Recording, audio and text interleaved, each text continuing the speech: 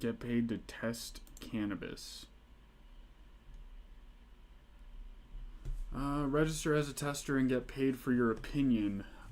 Being a product tester is a great way to earn extra cash in exchange for a short amount of your time and your options on various cannabis products.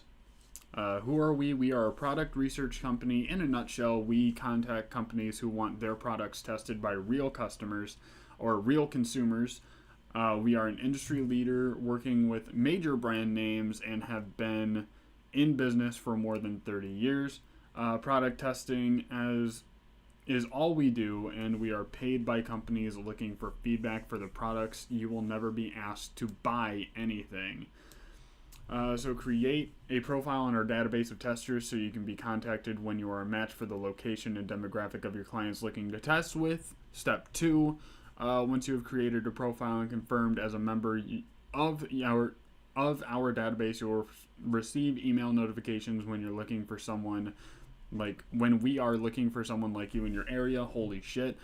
Attend our test groups where you will be asked to taste, touch, smell, and or look at products and answer questions about them. So this would be really interesting to do and perform, especially as a content creator. I could not only share my opinions with the companies themselves and whoever exactly is up the line on that, but also sharing it with you guys and seeing exactly what we can find, what hidden gems might be in our area for the cannabis industry.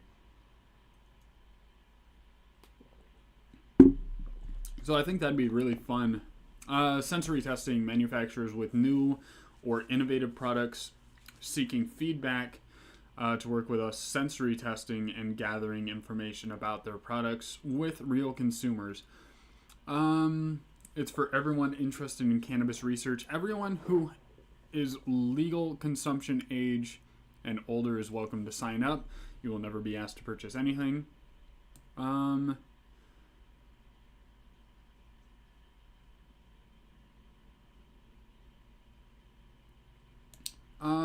In Canada,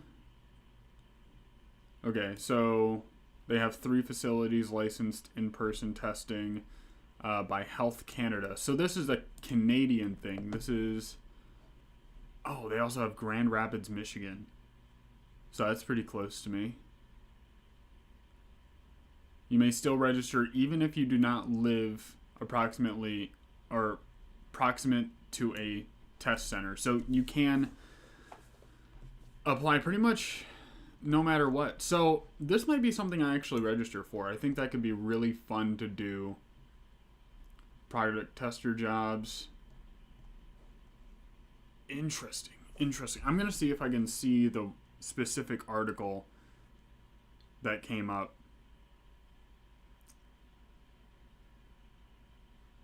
Alcohol retailers say only they should be able to legally sell marijuana products. That's fucking crazy. Wait a minute. What's their angle there?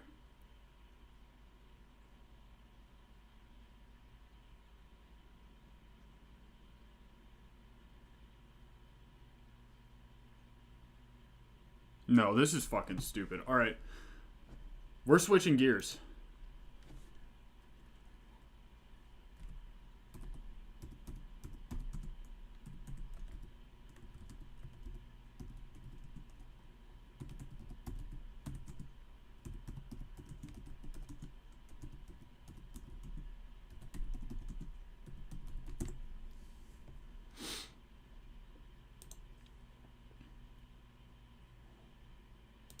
Alcohol retailers, cannabisculture.com.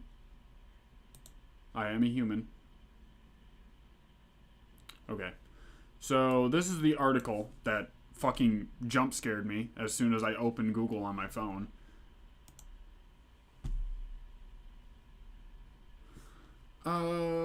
Alcohol retailers say only they should be able to legally sell cannabis products. Because cannabis and alcohol are exactly the same thing. A new policy memo from American Alcohol Retail Industry Group argues that marijuana should be regulated more like booze, including by requiring that intoxicating cannabis products be sold only by businesses licensed to sell alcohol. The dumbest fucking thing. That's like saying only. I can't even come up with a comparison that's fucking that ridiculous. I'll come up with something eventually, but let's keep reading. States should restrict the sale of intoxicating THC products to businesses licensed to sell beverage of alcohol and that are regularly inspected for compliance with the laws aimed at preventing sales to... So basically they're like, hey, they should be carded, which they are. They are identified... Do they think it's not fucking regulated? Is that what they think? They think we just go into a dispo and we can just buy weed if we walk into a dispo? Is that what they think? Published by Monthly American Beverages, ABL Trade Association. The group contends that alcohol retailers may decide, with many decades of proven compliance, are best positioned to sell their products. Are you fucking stupid? Are you actually dumb? The alcohol industry in recent years has been increasingly involved in lobbying on marijuana issues. That's in part due to expanding marijuana markets that are competing with alcohol sales. That's because alcohol is garbage. That makes a lot more sense. They're just trying to twist this because they want a piece of the pie, because people are buying weed instead of alcohol, which is what should be happening in my opinion. A report from Bloomberg Intelligence, BI, last year called cannabis a significant threat to the alcohol industry. It is, and that's a good fucking thing. That's exactly what we're trying to do. We're trying to cut out a lot of the alcohol industry. Why? Because it's safer. Hades, what's up, man? I agree. It should be regulated like alcohol. You can brew your own. You can sell it without testing. Small batch. Large brewery can cross state line, dry counties, bring it, make it just like alcohol, but with medical benefits. I partially agree with you. There's a lot of common ground in that argument, but I do personally think that... You know what? Is there like restrictions? I don't know enough about the alcohol industry. Are there restrictions to where how much like you can brew yourself, or is it like a free-for-all? I don't know enough. But a citing survey says that data suggests more people are using cannabis as a substitute for alcohol beverages such as beer and wine, which is good. That's a good fucking thing. Fuck the alcohol industry, especially after saying this shit. The report projected that slumping sales of wine and spirits may extend indefinitely, which will stem largely from increased customer access to legal cannabis and other alternative products. Are you fucking... All I have to say to this is, are you joking? Are you stupid? Are you joking? Are you stupid? That's the entire fucking thing.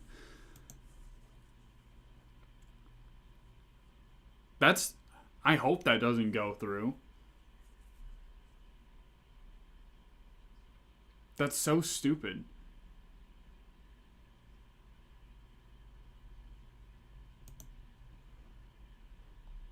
Alcohol wants to be in charge of selling legal cannabis. Why? Because cannabis is better and everyone knows it.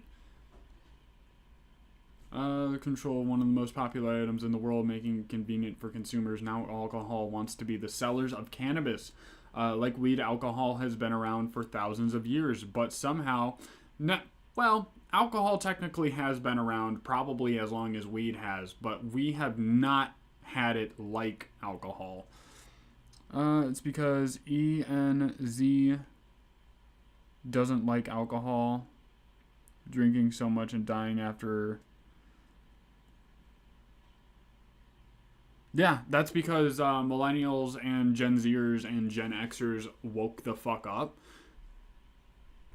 It's not that hard of a puzzle piece to solve. No, like the alcohol industry and the tobacco industry are likely going to fucking wither away and die and might likely become extinct in the next 30 years. Give it 50 at most. Like, we don't need nicotine and we don't need alcohol if we have weed, because everything gets better when you use those substances. I've heard not to use alcohol to sterilize pruners, because it can actually trap the bacteria or viruses and isolate it to make infection easier. Actually, it stimulates the growth and stabilizes those things. Yeah, there's a lot of scientific evidence to back that, and that's why you use a 1 to 10 bleach to water ratio, I believe it is, to actually sterilize your scissors or your razors. Whatever you're using. I don't really like alcohol, but I do like the testosterone boosting effects of nicotine. Don't fucking okay, so I think the testosterone boosting effects of nicotine work a lot like credit card interest, because where you're gaining testosterone, you might gain like I need to look that up. I've never fucking heard that.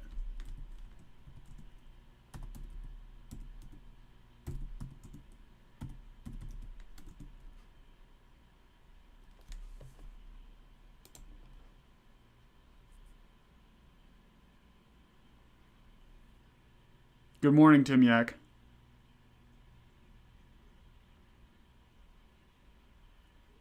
Which matter are you talking about? We've already talked about like 5 different topics. So I'm going to look into the testosterone boosting.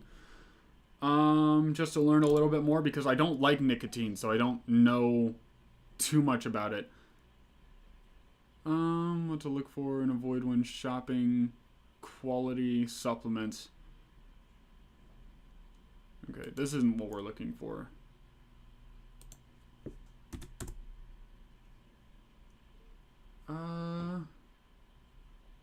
Nicotine has shown mixed results. Some studies have found that nicotine can increase testosterone levels in men who smoke cigarettes or use chewing tobacco. However, other studies have found a decrease in testosterone in nicotine use. Nicotine can inhibit the release of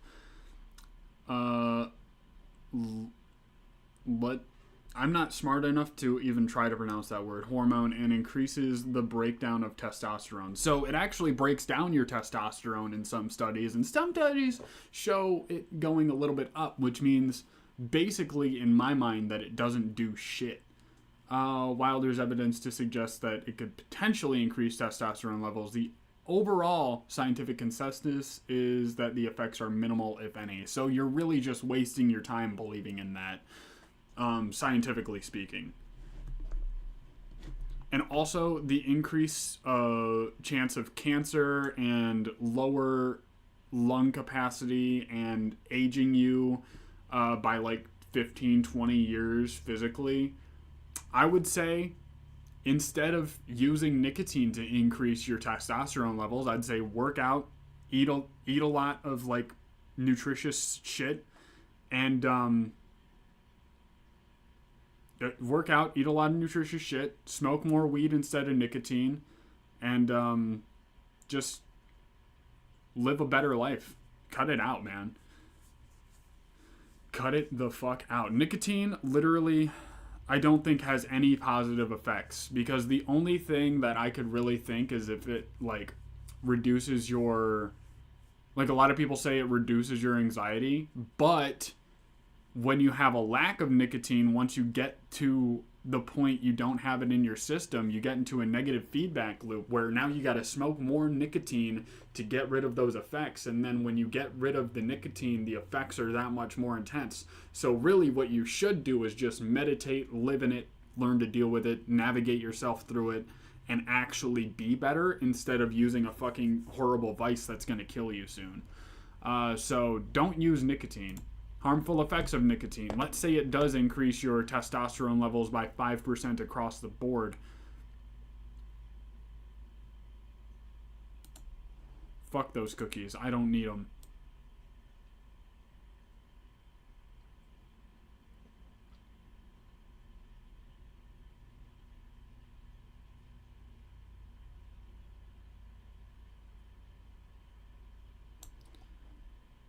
Are you fucking serious?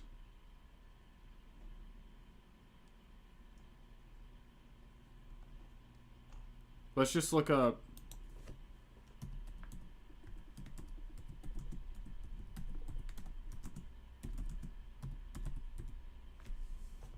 negative effects of nicotine.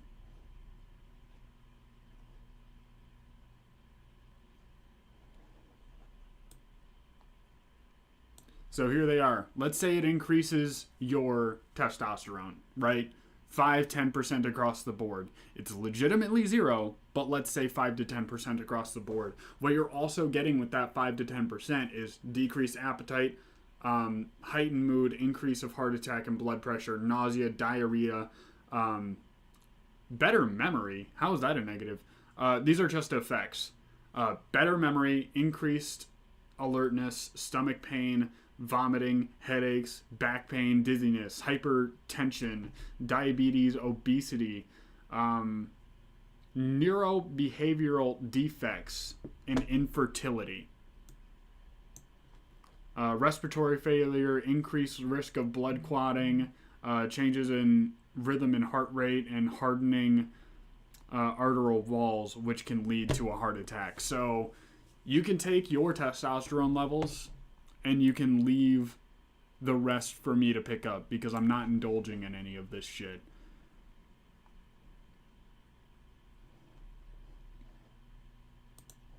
And I'm sorry I go off on a fucking tangent. Mostly with nicotine and alcohol, I go off on absolute tangents, and that's simply because I'm so passionate about my hate for those two substances when they're abused, mostly. And that's just because I have people who, like, in my life who are very close that I know are going to kill themselves, and I can't do anything about it with those substances. So it hits pretty fucking close to home for me. But let's go.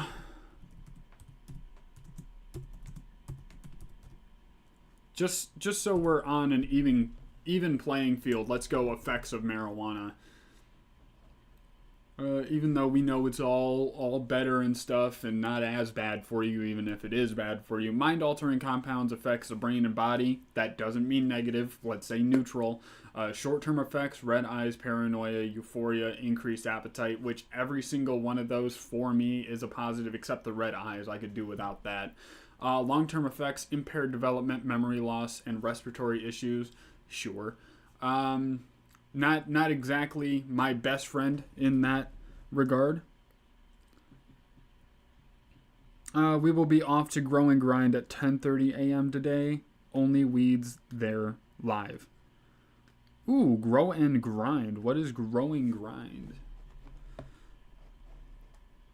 Altered sensory perception, changes in time, perception, mood changes, impaired development, impaired incognition. Increased heart rate and bloodshot eyes. Now, those are all short-term. Increased risk of schizophrenia, bipolar disorder, and depression.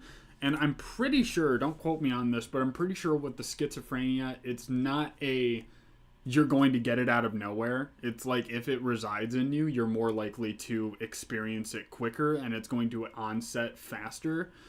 Bipolar disorder and depression are likely the same thing. I don't think it's going to give you those things, but if you have those like tendencies or indicators in you, it's probably going to stimulate something in your brain that's going to cause you to act a certain way. But I'm not a scientist.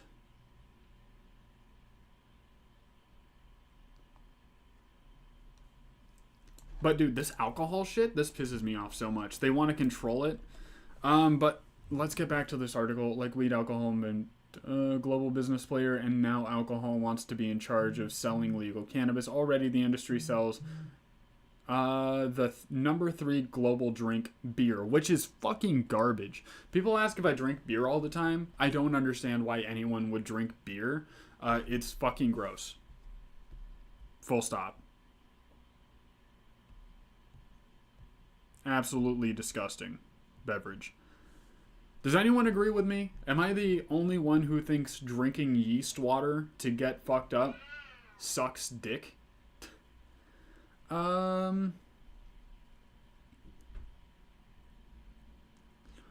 Searching for relief anyway, but can cause episodes or something. I think there are chemicals in weed that are neuroprotectants and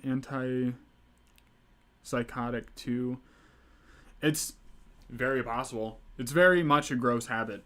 I had a coworker last week. He was talking to me, and it was Friday, and I was like, he asked me if I drink. I was like, no, I don't drink. I drink like maybe 5 times a year, 7 times a year. And I was like, yeah, no, I'm not gonna go drink. I might smoke some weed this weekend. Never really drank much, but after my dog died, I got really carried away. Yeah, it can be a really terrible coping mechanism also. Mary and Rob from Grow and Grind, I had the pleasure of meeting them. That's pretty cool, man. I'm glad they're nice people. But I was like, yeah, no, I don't drink. And he was like, yeah, I'm probably going to go home and drink I was like, you drink, man? He was like, yeah, I'll probably go drink 15 beers today and then 50 tomorrow on Saturday. And I'm like, dude, what the fuck are you doing? I actually told him, which wasn't a lie, that I was unironically worried about him. Unlike cannabis, booze can be purchased in hotels, restaurants, gas stations, Costco, grocery stores, and more. They have reached the political clout on a local and federal level, and they have resources. Liquor spends well over $30 million annually lobbying, while cannabis spends about $4.5 million. But can they make it happen? The alcohol retail industry is making strong cases to become the exclusive seller of cannabis products. They're not making a strong case. They're saying, well, we want to sell cannabis because we want to make the money. Can we make the money from selling cannabis? Because they're a threat to our industry. And if I can't buy a golden mega yacht next year, what am I even doing on the planet? What's going on here? How can I even breathe if I don't have a mega yacht? Go fucking kill yourself. Don't actually. As a joke. Arguing established that infrastructure and experience in regulating intoxicating substances uniquely suited for the task. No. You're not suited for the task, dude. You're fucking not. Alcohol... I just want to concave my face with my hand. That's actually what I want to do. That's not a fucking joke. That's actually what I want to do. People demand gold-plated 0G space weed bling. Yeah, no fucking shit. Where was I? The alcohol retail industry is making a strong case. No, it's fucking not. Arguing its established infrastructure. Yeah, we've been around for 50, 60, 100 years. 100... Ever since 1920. You know what? We weren't allowed to. We got infrastructure. We've got a business. Y'all ain't allowed to know about it because everyone would get arrested. Infrastructure and experience in regulating intoxicating substances. You know who else is? Big fucking pharma. So big whoop. Looks like you got more competition, right? Because people are going to buy fucking Percocet. Intoxicating substances make it uniquely suitable for the task. No, it fucking does not, because weed and alcohol are so fucking different that it's not even funny. The proposal, led by organizations such as American Beverage License, ABL, raised important questions about whether alcohol retailers should be allowed to, because no, they fucking shouldn't.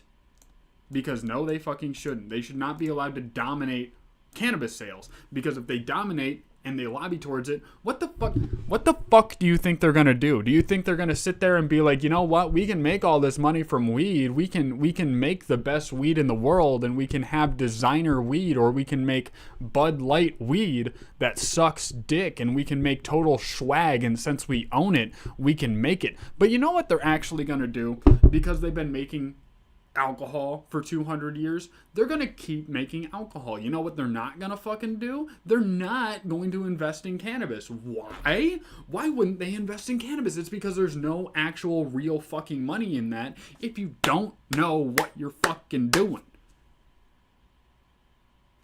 They're not going to hire me. They're not going to hire pigeons. They're not going to hire the Strange Show. They're not going to hire fucking people who are proven to be good in the industry, who have no names, who are fucking the best growers you're never, like, gonna know.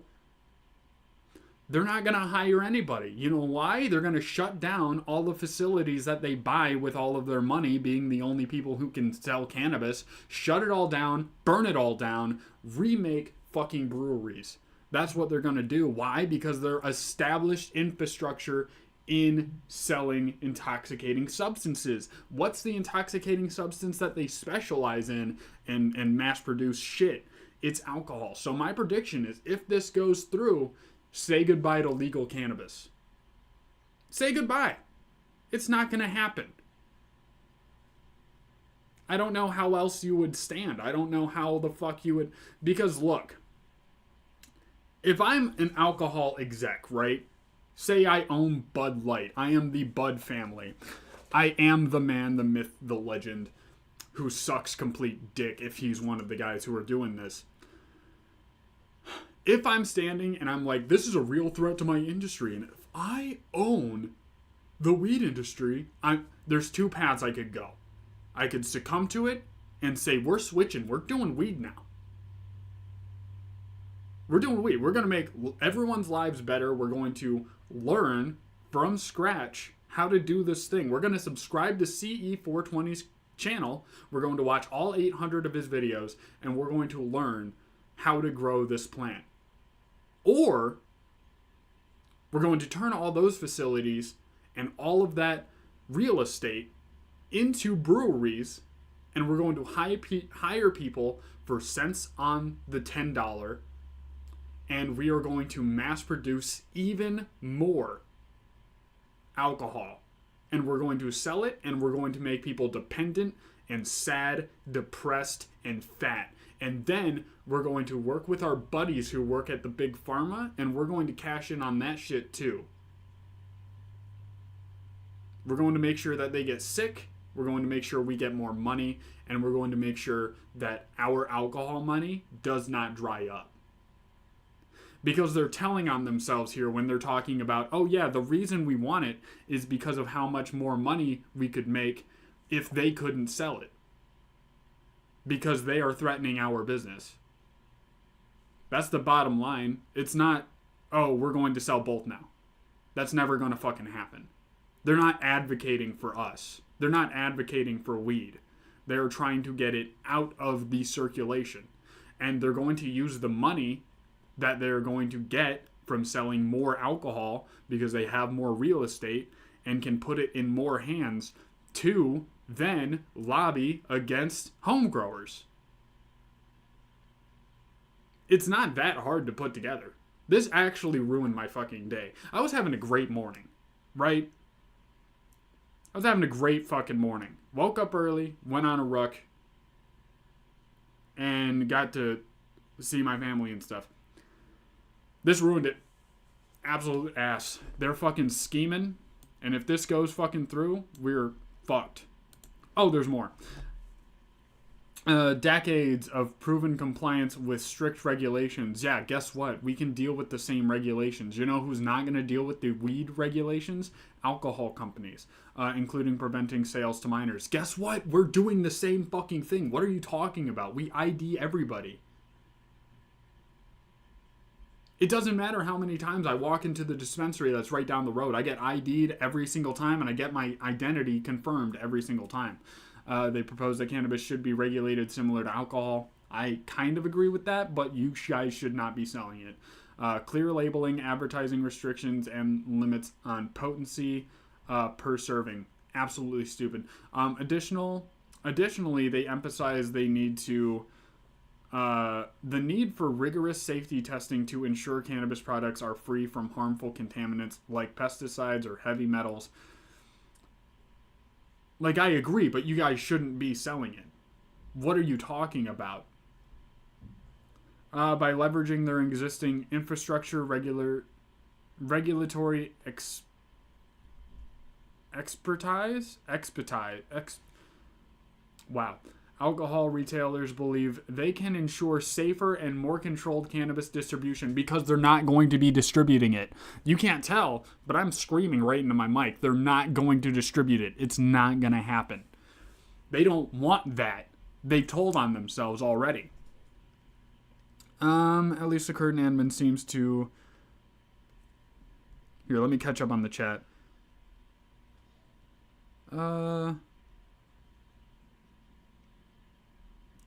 Most excited if they let us brew modified yeast that makes THC.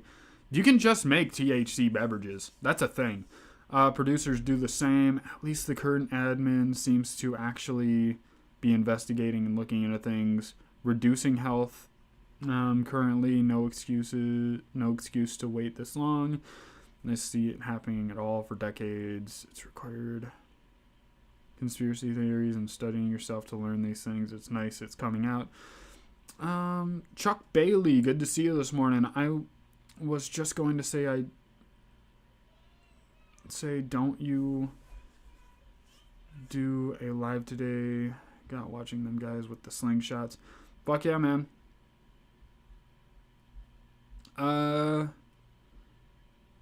Yeah, our faith in the system was lost a long time ago. And, God, I fucking hope this doesn't happen. So much. It actually hurts.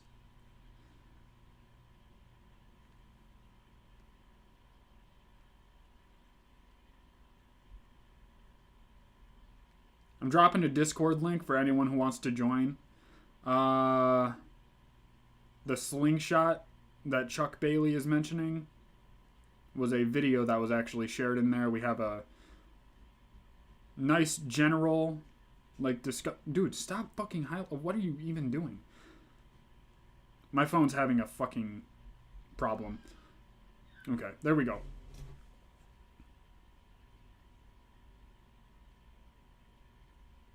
So, anyone who wants to join the Discord, see some fucking ripped guy shoot a slingshot or cannabis garden sharing advice, all that stuff. We talk about pretty much everything.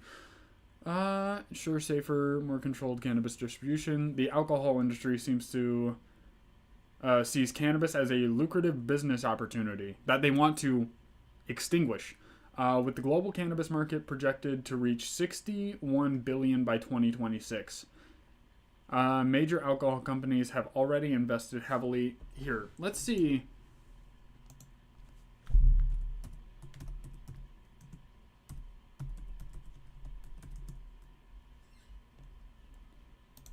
Alcohol industry worth.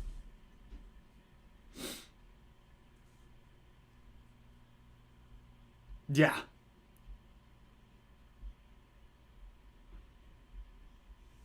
Yeah. They give a fuck about 61 million by 2026 when they're making 1,762.12 billion with a B. Billion with a B. 1762.12 versus 61 million. Sorry, 61 billion. And you're fucking sitting here and telling me they're not going to extinguish the cannabis industry if they get full control of the sales? You're on fucking cocaine. That cocaine.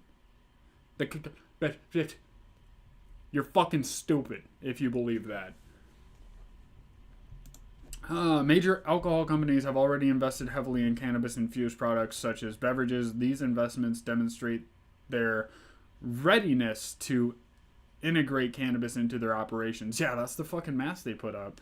Targeting new customer markets, potential beliefs, alcohol retailers selling cannabis, established compliance systems. Alcohol retailers already operate under strict regulations. So does cannabis, and frequent inspections, which could minimize risk associated with improper sales and unsafe products. Cannabis does the same fucking thing already. We're fucking paralleled.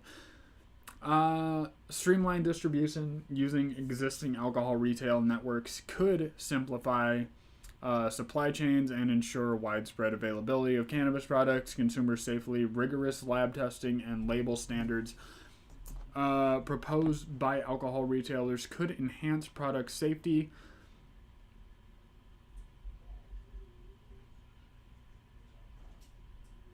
What the fuck?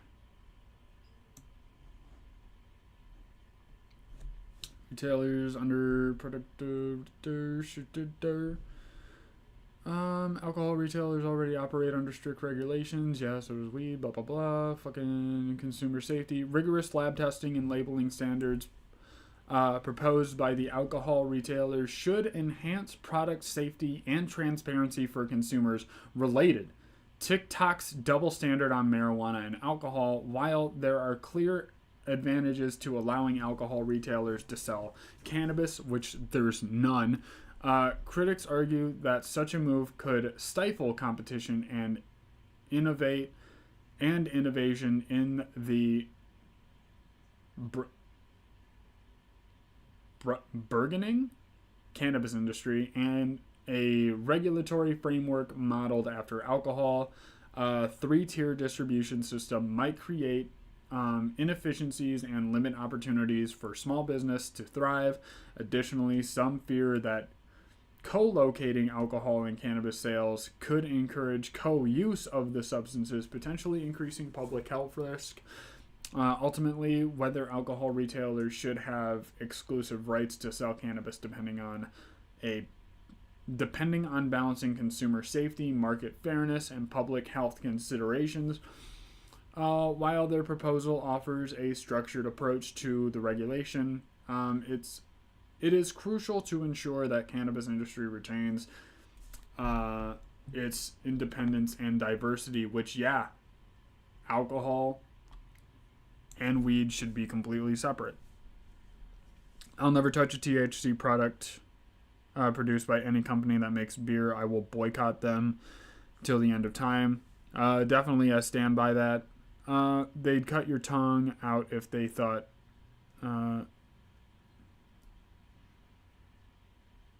would end their sales. Yeah, pretty much. Why can't we all just brew and grow our own? That's because if you brew and grow your own, the companies don't make money, and then the government doesn't make as much money, because when you're lobbying and you're paying people under the fucking table to make laws or push a certain agenda, you're not going to be able to have the bottom dollar to persuade them in your favor, and then you're not going to be able to get the public to buy your product. Why? Because when you're selling a product that you manufacture that's strictly like the purpose is to poison people, and the purpose is to ruin another industry, it makes it very likely that you're going to have your business threatened by people not spending money on you. I don't want to be offensive, but that's a very naive question. And I understand why you ask it, because it's such an obvious, this is what should be going on. But the reason that's not the case is just so obvious that it's hard to ignore. It's all money.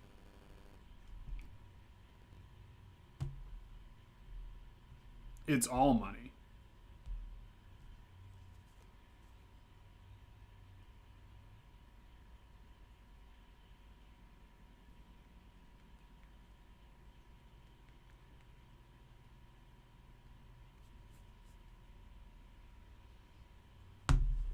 Because, if you can grow a pound at your house and that lasts you a while, that's money that's being taken away from them on a quarterly basis. Let's say a pound lasts you 3 months.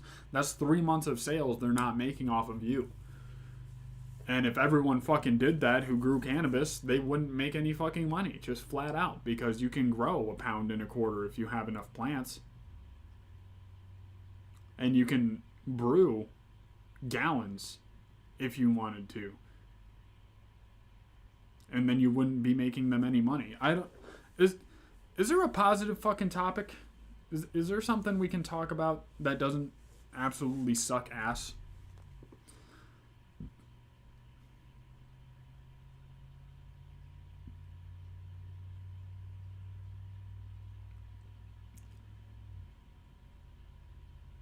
Absolutely insane.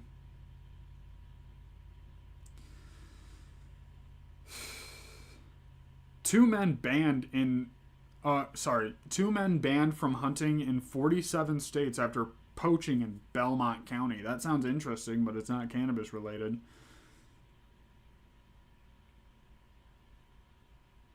Illegally hunting white-tailed deer. The men were ordered to pay fines over $15,000. What the fuck did they do? 7 charges? Using a motor vehicle to hunt, using a firearm during archery season, hunting outside legal hours, and possessing untagged deer parts.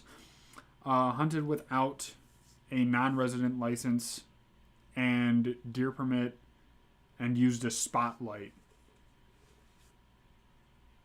Holy shit. 2 of the deer taken by Brown had antlers that scored 166 and 2/8 and 154 and 5/8. He was ordered to pay $13,000 in restitution and $865 in fines. Holy shit. His sentence includes 30 days in jail and 3 years of probation. It should be 3 years of 3 years in jail and 30 days of probation. If they're going to do those numbers, and a 3-year suspension on his Ohio hunting privileges. So this is Ohio. So a couple people in my Discord chat, they live in the same spot. Authorities also seized 5 firearms, a spotlight, venison, and 4 antlered deer skulls. Jesus Christ.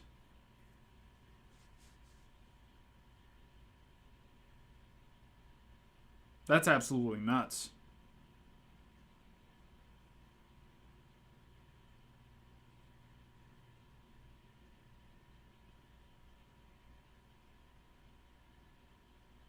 Also, year-round coyote hunting is starting to, there's a proposal for it to be open again. Because there's been a season for a little while.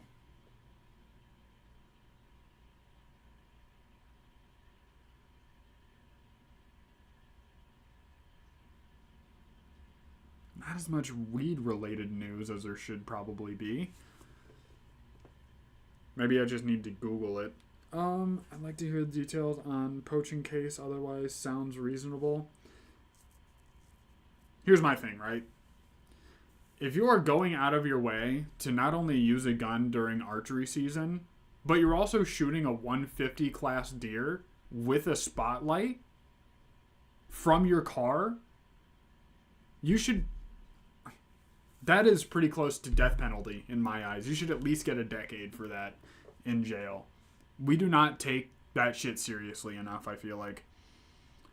If it's their land, I don't care much what they do, but this sounds pretty hot. Listen, it's not... Here's my stance on hunting, right? There are seasons set up, and there's times of days to shoot. You should stick within the times and wait until rifle season to hunt with a rifle. But overall, if it were up to me, I would have the entire season. I would open it September and go all the way into January. And as long as you don't fill more than your tags allow, because those are for conservation efforts, I don't personally care. But if you go and you break the law consciously, you should be held accountable. I don't know. Yeah, this was in Ohio. And also he lacked a out-of-state resident tag, which means he needed one to legally hunt there, which means he's not even a resident of Ohio. So it's obviously not his land. And even if he owns it and he visits it sometimes, he is damaging everybody's herd. Any individual deer just because it goes on your land, even if you own 500 acres, I don't give a shit. If it goes on your land at any point in time, it is not your property. That is a wild animal. It's not your property. It's not the DNR's property. That is a wild animal. That is everybody's herd. And if you're taking a 150 class deer with a spotlight, with a rifle during archery season, and I'm your fucking neighbor, I will literally come to your house and fucking blood angel you. Like, what the fuck do you think you're doing?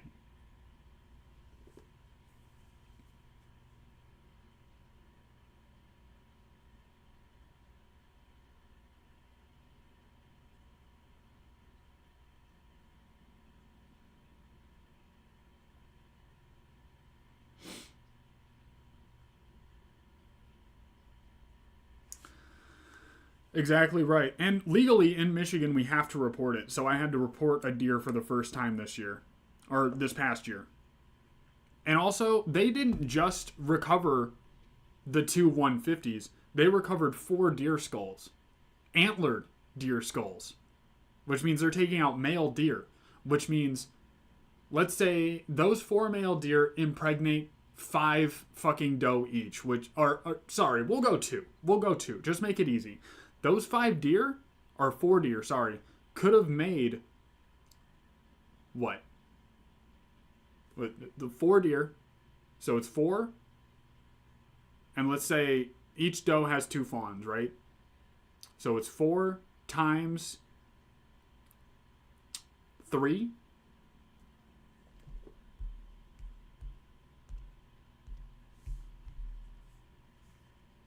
So 4 buck impregnate 3 doe each. All right, that's 12. And then let's say 4 times 3 times, they have 2 fawns each. That's 24 deer they killed. They killed 24 deer, killing 4 buck. That's the way it's got to be looked at.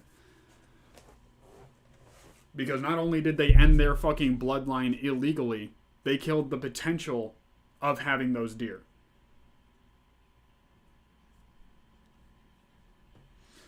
I've waved at a few military choppers, pistol in hand, down by our pond clearing.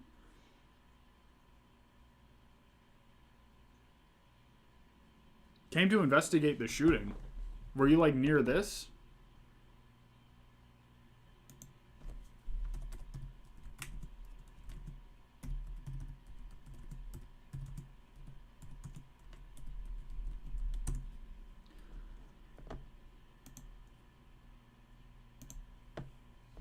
So we can pull up the detail. 2 men banned. So it was also 2 guys who were doing this. The motherfucker had an accomplice. Banned in 47 states.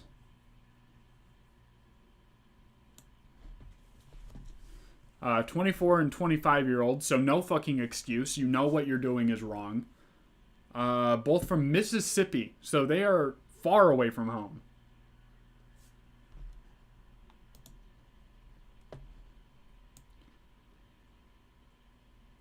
Let's see.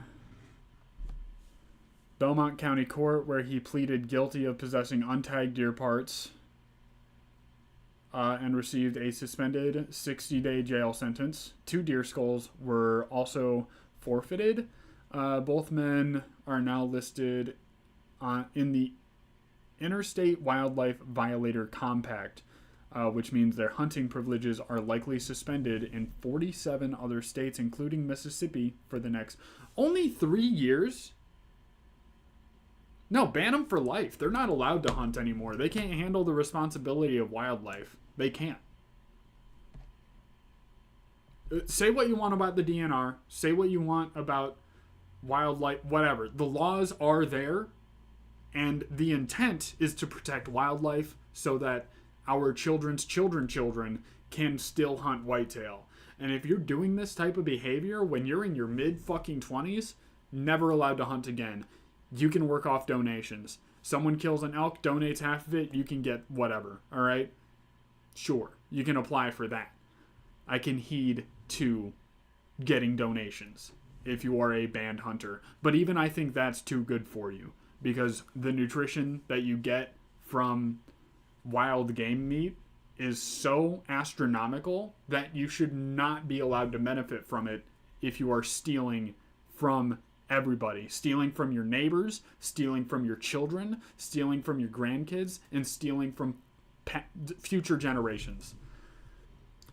There are animals you can hunt year-round and have unlimited bag limits. There are animals that you can fish for that have astronomically crazy bag limits. 25 a day for panfish. A day per person is the bag limit in Michigan for any panfish. And that's because they produce so many. But guess what? Deer do not produce those numbers. Not only do deer not produce those numbers, we have to keep a healthy population with the added factor that we have increased infrastructure and are taking up more of their habitat and moving in on their land. I hate these people so much, and if I ever meet them, they may or may not know what a knife feels like in a rib. Obviously joking. In Minecraft. So, fuck these guys.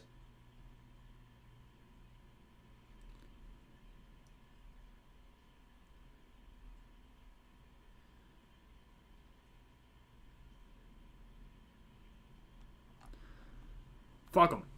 And in case you guys don't know what a fucking 150-inch deer looks like, it's a mature deer. Like, when you're looking at 150 inches, you're looking at a deer that people are jealous of if you kill it. Like, if you harvest it in a respectful manner, and you see a lot of these guys with bows, that is actually insane. And the prestige to get there when you are actually doing it in a legal, respectful way and you're strategically working around that deer schedule, that is crazy. And just for reference, this is my first deer right here. This is my first archery buck. Not my first deer, but my first archery buck. Look at how tiny these antlers are. Look at how absolutely small. This deer probably doesn't even hit 40 inches. And these motherfuckers are killing 150s. And these guys that I'm showing you images of right now, are not banned in states because they did it in a legal, respectful way.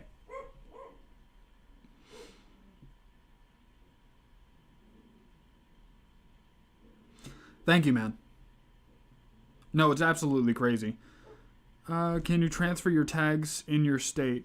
Transfer them? What do you mean transfer them? Like, can you take them from state to state, Chuck Bailey? Is that what you mean? Because no, you can't do that.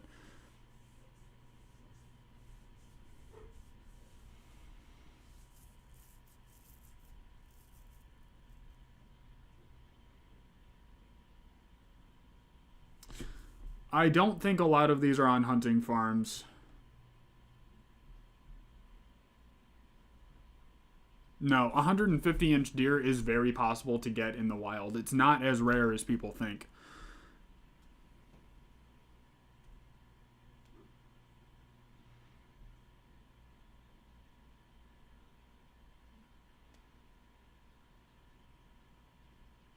Oh, no, you can't give your friend your tag. That's illegal too. You have to buy your own tag or at least have a tag bought for you that has your name on it. Again, Ohio produces big deer too. Like, I don't know where you guys live. I don't know where you're hunting specifically. Deer like this, like of this caliber, they're around. You just need to find them. You just need to know where to go. Like this deer, this is I'm not going to say it's a typical wild deer. Like, it's an older deer. It's probably 5 years old, which is pretty rare to the average hunter. But if you're like serious about your craft, this is very achievable. This is what I'm striving for right here. And obviously I'm going to kill like a 100 or a 90 along the way, like stuff like that, because that's also a big deer. But this is significant to be illegal. My point is, this is significant to be taking away the potential of someone getting this legally. And it's important that people know and take it seriously.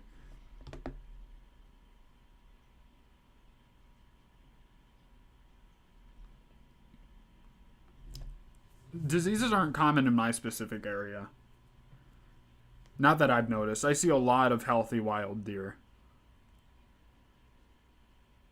The Midwest has different. What do you mean by different diets? Like different, like the deer eat different stuff? Because they don't have a lot of food during the winter.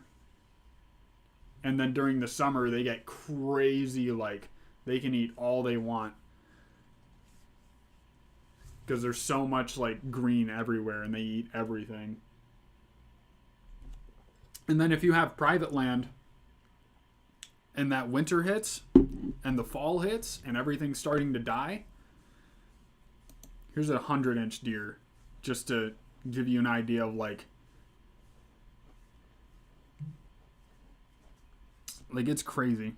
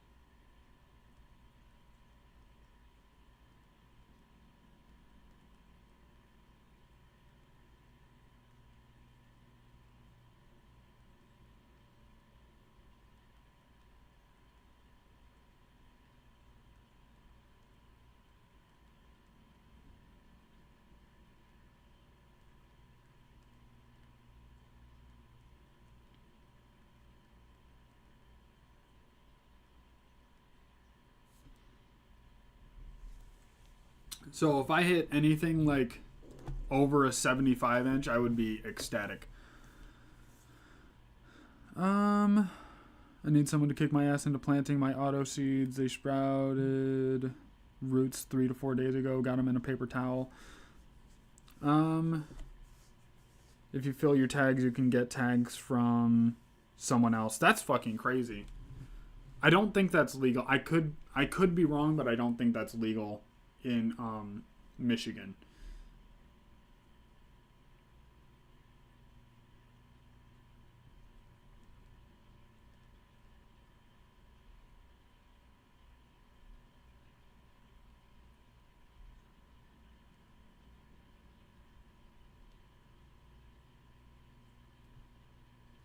But yeah, fuck those guys. I wish they would spend a couple years in prison instead of like days.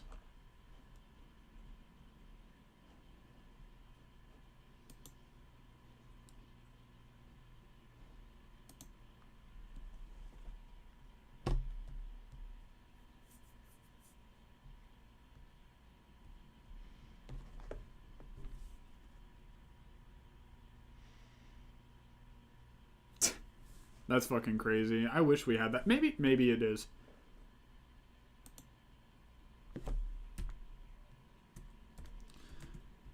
It's legal to use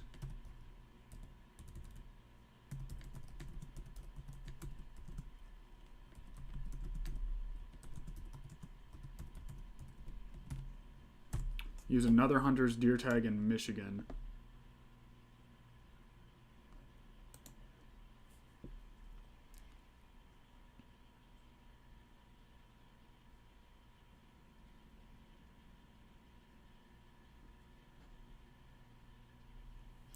Many years ago, it was possible to buy a second tag after filling the first one. However, Michigan DNR eventually changed this rule. Now, it's only possible to harvest 2 bucks using the combination license. This license cannot be purchased after buying a single deer tag. That's not what I'm asking.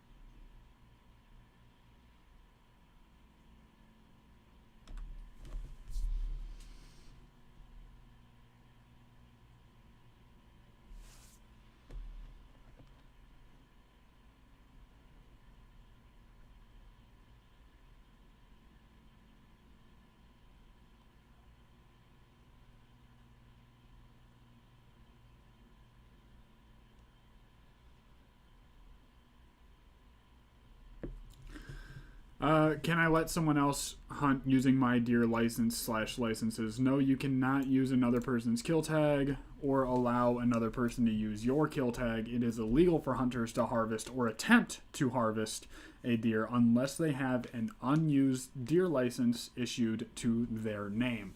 So yeah, in Michigan, that is illegal.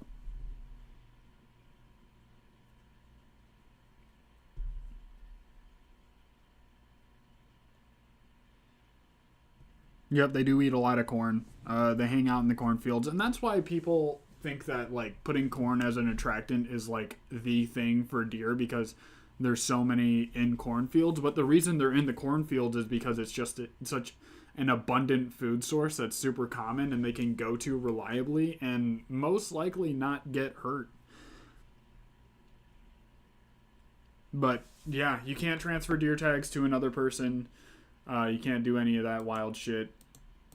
You can't use a spotlight, obviously. You can for like coyotes, but you can't for most species.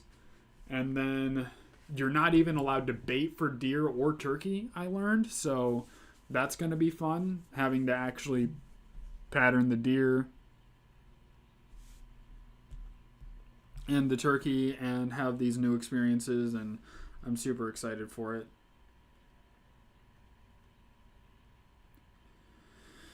But we went over some cannabis news, learned about some degenerate deer hunters. Then they like hiding in the corn. Yeah, it does make good screening for them. It's like decent cover, but they also like to see a good distance, so it's not like the best cover. But it is a good last resort, especially if you live in like giant ag areas. But I plan on building a food plot with a screen, a switch around it that I can, well, not around it, but on one side of it, so that I can actually get into my deer stand, have them not see me if they're already in the food or anything, and then be able to put the drop on them from up top. But we got into some crazy shit. We went off topic. We talked about the absolute ass of the alcohol industry trying to pull some shit. But thank you to people who joined me today. Thank you to the people who subscribed recently. Thank you to you guys who are still watching. And thank you to everyone who liked. Definitely appreciate it. I'll see you guys next time. I had a great time, great discussion, and all that good stuff. And I love the conversation and hanging out with you guys. And I'll see you next week. I'll have some videos coming out. And yeah, that's pretty much it. I can't think of anything else. So have a good day.